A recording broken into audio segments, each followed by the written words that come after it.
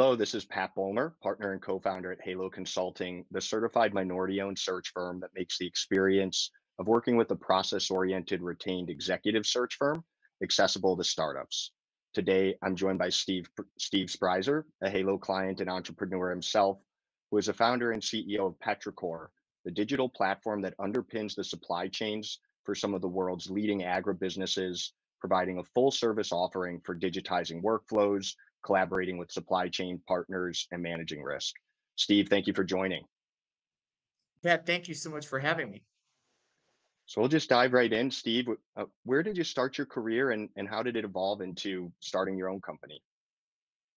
Yeah, I always tell people that I had a very nonlinear career. I had started after college working in enterprise software in healthcare as the co-founder or early employee at a few different companies in the digital health space, working with hospitals and with health insurers, particularly in behavioral health and some other chronic conditions.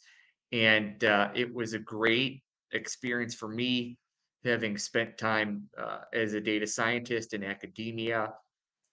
But I also had this really big desire to go back into agriculture at some point. I hadn't grown up on a farm. I hadn't spent any meaningful time on farms here in the United States. But in college, I had worked with a research lab that had worked with smallholder farmers over in East Africa and in South Asia, in India.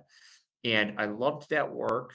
I didn't know what I was going to do with that work after college, but I wound up having the opportunity to go work for a consulting firm that allowed me to spend time working with their clients that were some fairly large agribusinesses. And really, that affirmed a lot of what I had assumed about my interest in the space. It was a really great tie-in to uh, things that I had a personal interest in, topics like global trade, history, economics, the mixing of the fascinating mixing of just different cultures when you start talking about food and supply chains. And so one thing led to another, and Petrichor came out of some work that I've been doing with some of those clients at that consulting firm. Uh, but to look back now, it really is a pretty remarkable journey, having gone uh, from starting a company out of graduate school almost 10 years ago now to going full circle with that and working in a much different sector, but back in the early stage venture space. Very cool. Always appreciate hearing about the non-lineal career paths and always cool to hear about those personal interests that you're able to follow. Um, can, can you tell us a little bit about Petrichor, the product, the user, the buyer, and who's your audience in general? Sure. So Petrichor is a cloud-based platform. We work with raw materials companies that are importing and exporting what I like to call large amounts of stuff. So there's about, in the agriculture sector alone, there's about $1.5 trillion worth of stuff, different commodities, different ingredients that are moving around the world across borders every year. That could be coffee originating from Ecuador, moving to the United States. It could be cocoa originating from Ghana and moving to the Netherlands, or it could be grain originating in Illinois and moving to China. And so a lot of the transportation and distribution and coordination of those supply chains are managed on pen, paper, and PDF attachments to emails and Excel spreadsheets, which has a long and illustrious history, but is not really that effective or efficient of a way to do business, especially in a globally connected, interconnected economy.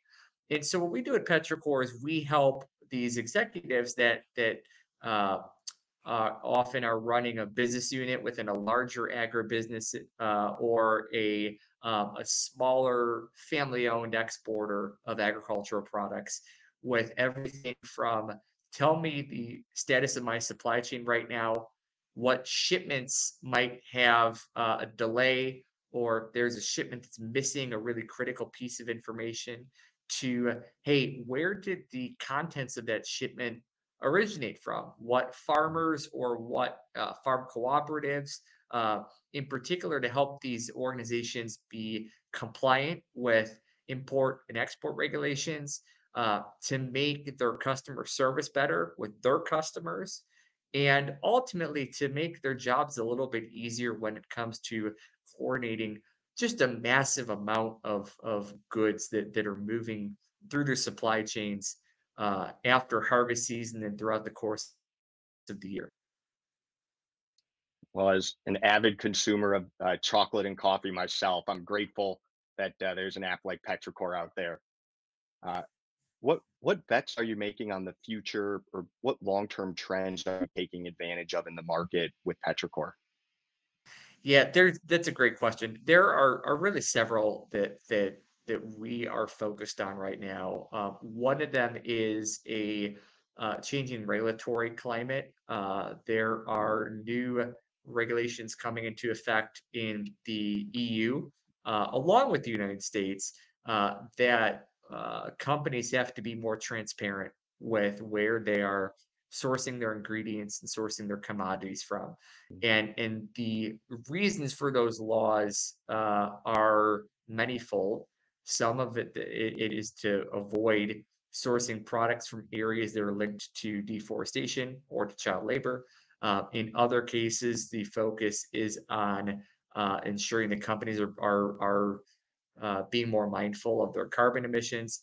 In some cases, it's because brands are asking for this information. So if I am a consumer brand, I might want to have a certain label on my product, that my mayonnaise is organically certified, or that I Mm, have a uh, cotton that's non-GMO cotton, or other different metrics or quality metrics as well.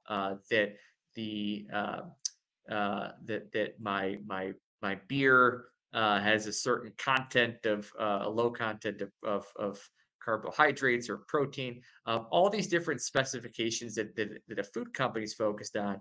They want to be able to have that visibility back upstream as well, so that they know that if they are paying a premium for certain ingredients, or that they want to benchmark their suppliers, that they can have that visibility into which trading partners or suppliers do they want to continue to work with. So when we look at this movement towards traceability and transparency, that's a really important first group of bets that we're making. And then the second component of that is that as we've seen, especially back in 2020 and 2021, during the height of the supply chain crisis post uh, the waves of COVID that came through, there's a really big movement towards making these supply chains more resilient. And so being able to say, look, if we sourced product or sourced ingredients or raw materials from maybe one or two key suppliers, we as an importer might want to rethink that, because we need to have a plan C and a plan D and a plan E in place in the event that there is another supply chain shock, whether that is the war in Ukraine, or whether that is a drought that happens, any number of these different issues that arise. One of the big challenges that we face is, hey, how can we help these different companies with really multifaceted supply chains? And so those for us are the really big bets right now. One side is transparency and traceability, and then the other side is really around better risk management, not just financial risk management, but physical risk management as well. really big, important problem that you're solving, and especially with the supply chain crisis that we came out of. I think great timing for a company like Petrichor.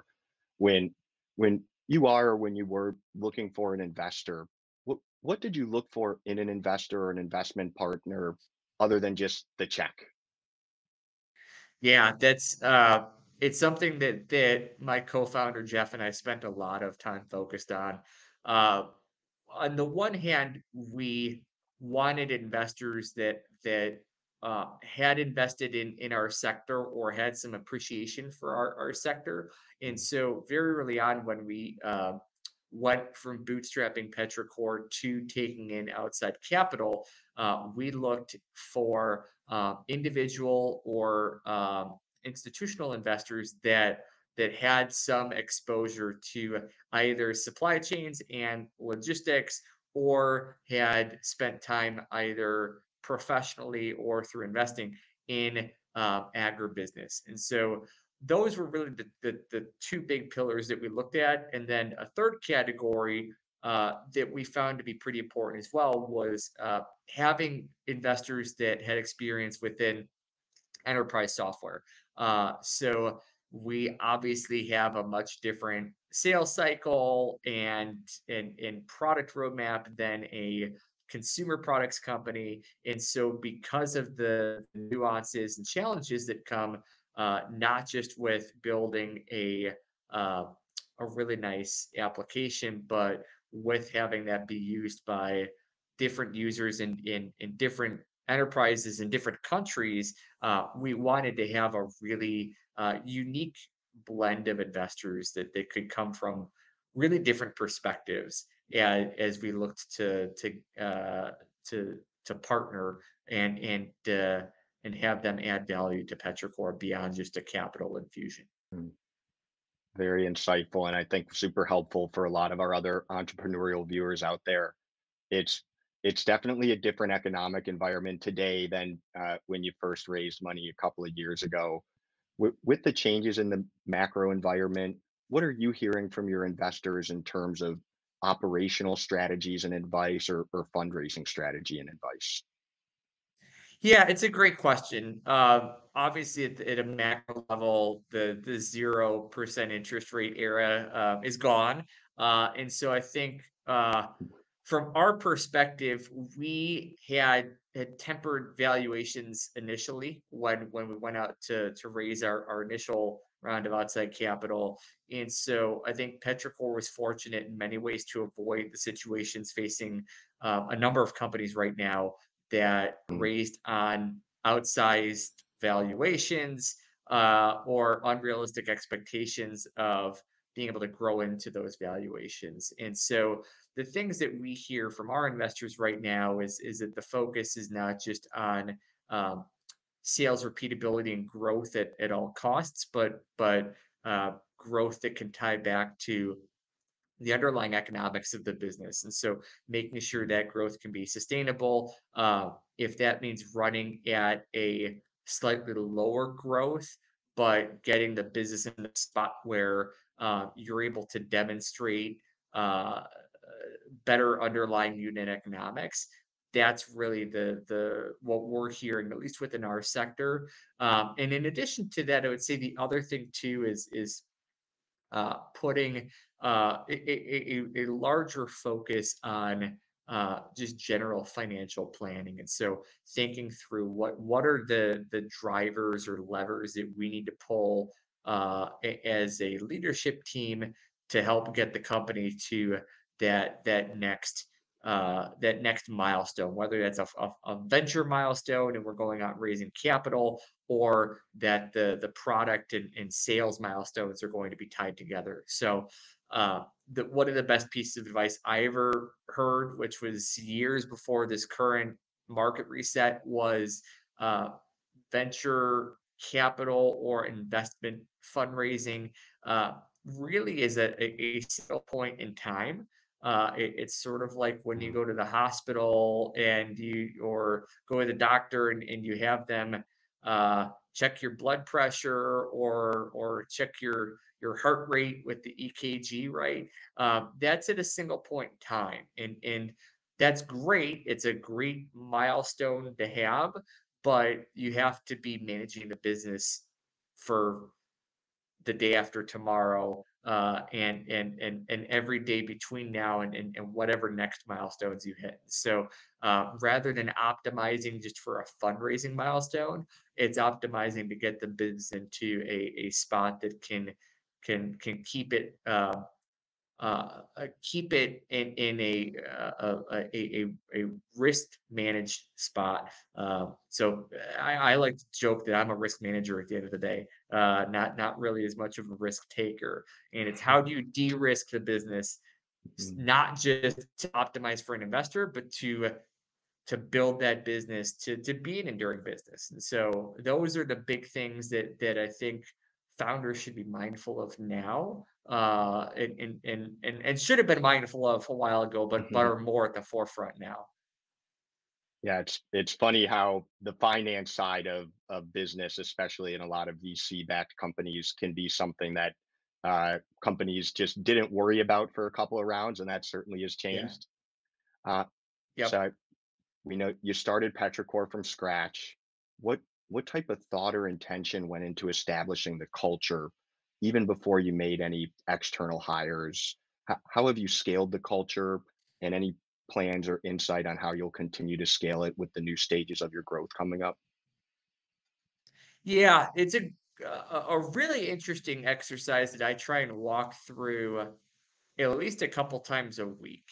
And one of the best pieces of advice that I ever had was when someone told me that the team you build is the company that you build, and especially at Mhm. the early stages where every employee that you bring on who becomes a member of your team is ultimately going to multiply, because they are going to be the ones that are helping you steward the culture. They're going to be the ones that are helping you select and assess candidates when you're interviewing them. So that first cohort of hires is just a really important cohort of hires. And I've met founders that that view that cohort definition anywhere from the first 10 to 20 employees all the way up to founders that will interview the first 100 to 700 employees. Because at the end of the day, I as a founder can do as much as I can. My co-founder Jeff can do as much as he can in terms of being a steward of that culture, but ultimately that's going to be driven by the team. And so, selecting and assessing individuals very early on that have uh, a similar outlook for how they think about their careers, or how they think about work quality, or how they think about where they want to go with the venture, I think is really important, to have both differences, but also what are those core shared values Mhm. that the business and the team can align around.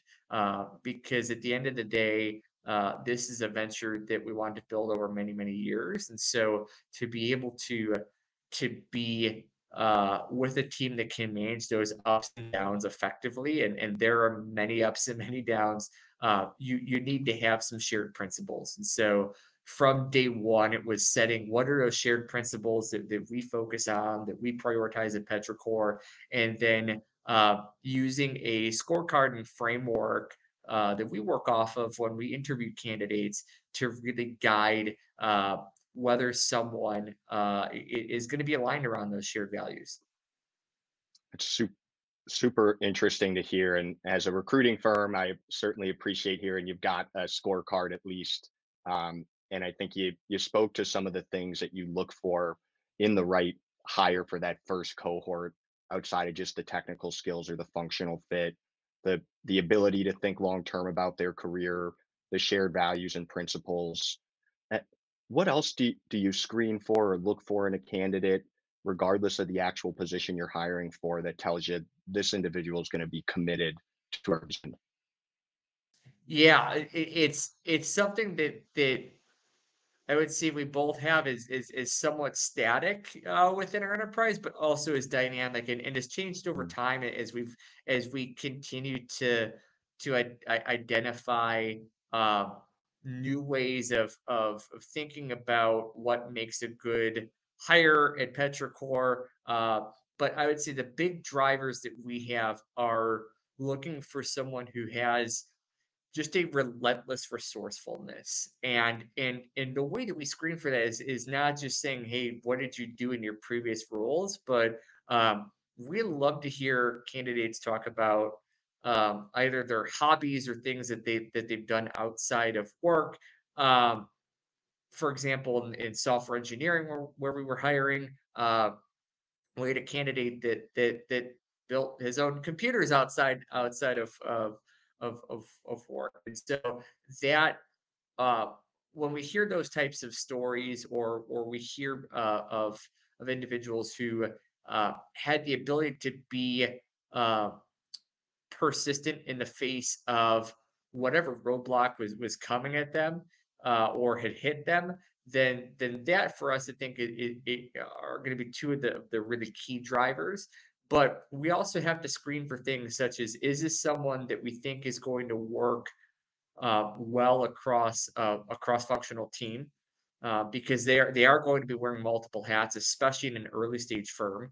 They have sort of what they're hired for, and then what we need to fill some gaps on, which can range. And so, is this someone that can both be a specialist but also a generalist when they need to? And on top of that, in our sector specifically, we're working with users that are on multiple different continents and part of multiple different cultures. And so, is this someone that, even if they're not in a customer facing role or user facing role, is this someone that could empathize with the fact that our product is being used on across these different cultures and these different countries? And is this someone that can think about what needs to be a building block for Petrichor, as we look to better service those customers and partners that we work with around the world. And so, I think looking at that holistically, but then tying that back to the scorecard that we come up with and the framework that we have, it allows us to uh, not necessarily eliminate bias, but remove as much gut Mm. feeling or bias as we can, so that when we do our evaluations of, hey, this is the candidate that we want to put an offer out to, that we're evaluating that candidate as best as we can, across all of our different perspectives, but tied back to what is it that we are actually hiring this person for, and is this the person that, when we look objectively as much as we can, that they would be successful, not just in their role, but in helping us grow our culture and grow our enterprise. Relentless resourcefulness. I'm definitely stealing that. Uh, all right. So, a big existential question that I know is on top of minds of all of our startup viewers out there. How how do you balance working towards the long-term vision for Petrichor versus executing on those short-term priorities that are critical to the survival of the business itself, like a sales milestone?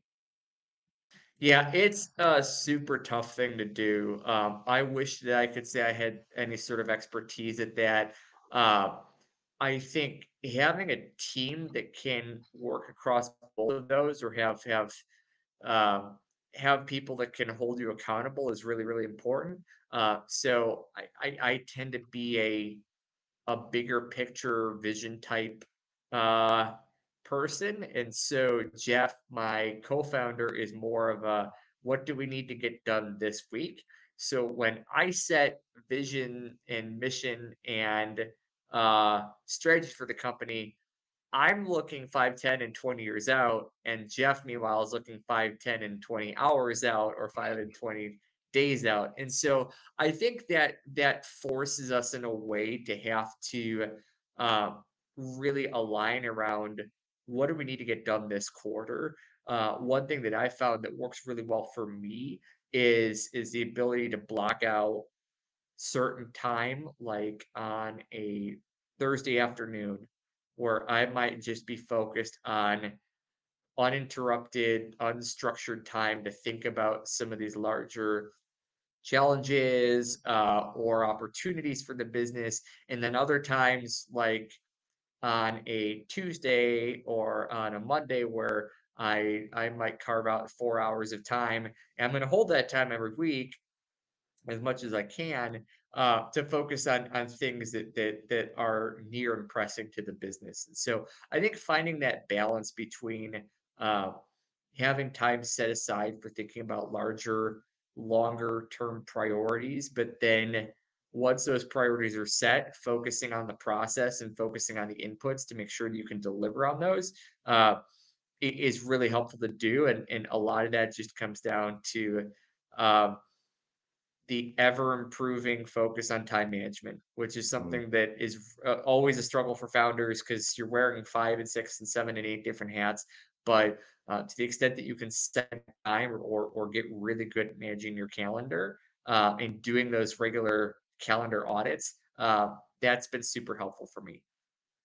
It's really insightful as always, Steve. What's one piece of advice that you wish you had received before starting your own company? Oh gosh, there's so many. I think that the one piece of advice that I wish I had known was just about the importance of taking care of yourself, and not Mm. in a purely selfish way, but it's like I've been on so many flights the last couple weeks that you get it drilled into you, right? That you put your oxygen mask on before you put someone else's oxygen mask on, or before you can help others. And I think that at the end of the day, as a leader, as a founder, as an entrepreneur, you have to be willing to get into the thick of it with your employees. You have to have a servant leadership mindset, but you also have to be able to run the business for the long term. And so specifically around getting better sleep, having a good diet, exercising regularly. I do find time every day to exercise. I think I'm one of those weirdos that's on like month 14 of his running streak of running at least a mile every day. I don't think someone necessarily needs to do that, but getting in those breaks and knowing that yeah, you're going to work a lot of hours and it's there is no off switch for that, but that you have to at the same time be able to take care of your body. You have to be running at as high of a performance level as possible, and that means that routine maintenance and repair is a requirement, the same way it is on a car or any other piece of machinery. And so, knowing that pulling an all-nighter several times a week is just not sustainable. Mm. When you start to get into the right habits that are going to enable you to have a better quality of thought and quality of work, those are things that are not just going to help you as an individual founder, but also help your team and help you hold others accountable for quality work and quality output too. Really enlightened advice there, Steve. And I love just hearing the things that you're talking about. We went from an era where everybody was only focused on growth. Founders shouldn't sleep at all. Now it's let's be sustainable. You have to sleep to do well. Um, Yeah. so yeah, I think it's important for a lot of folks out there to hear. Um, last question for you, Steve. Who should reach out to you and why, and what's the best way to connect or get in touch with you for our viewers? Sure, we're always happy to talk to potential candidates that might be interested in Petrichor, even if not now, as they're thinking about uh, career options. I'm always happy to chat with individuals looking to move into the agribusiness sector, logistics. I'm certainly not the expert, but more than happy to try and be a resource however that I can. And we're always looking to even passively identify individuals that we can add to our growing team as we look to grow in 2023 and 2024 and onward. And always looking for individuals that have an agribusiness or raw material background, and if Petrichor can provide value to their enterprise, we're always happy to chat with them and give them some of our perspectives and share perspectives on what we've seen work well and things that might help them with their supply chains. Steve, thank you so much for joining. We really appreciate your time. And to our viewers, please subscribe to our YouTube page to get more content like this. Check out our website, haloconsulting.com, to learn more about how we are making the best in class process of an executive search firm accessible to startups.